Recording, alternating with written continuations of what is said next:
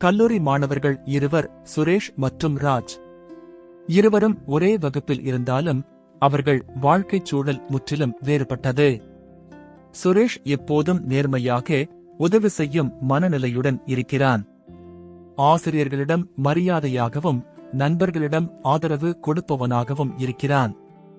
ஆனால் ராஜ், அவன் எப்போதும் ஒழுக்கம் இல்லாமல் நடந்து கொள்வான். பரீட்சையில் காப்பியடிப்பான், நேரம் தவறுவான், நண்பர்களை ஏமாற்றுவான், தேவை இல்லாமல் பெரிய பிரச்சனையில் சிக்கிக் கொள்வான்.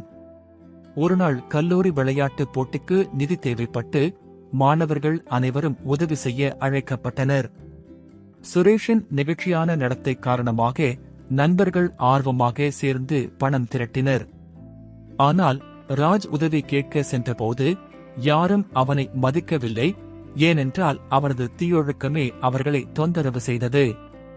அந்த நிகழ்வுக்கு பிறகு ராஜ் தன் தீயொழுக்கத்தை உணர்ந்து மாற முடிவெடுத்து அன்றிலிருந்து தனது பழக்க வழக்கங்களை மாற்றத் தொடங்கினான்.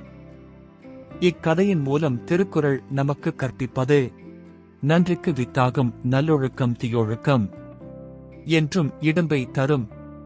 பொருள்: நல்லொழுக்கம் நன்மைக்கான வித்தாகும். அதுவே ஒருவரின் உயர்வுக்கும் பெயருக்கும் வழிவகுக்கும். அதே சமயம் தீயொழுக்கம் ஒருவரின் வாழ்வில் நிரந்தர துன்பங்களையும் தோல்விகளையும் ஏற்படுத்தும். நண்பர்களே, உங்கள் நடத்தை வாழ்க்கையில் வெற்றி பெறும் முக்கியமான கருவியாகும். நல்லொழுக்கம் உங்கள் மகத்தான எதிர்காலத்தின் அடிப்படையாக இருக்கும்.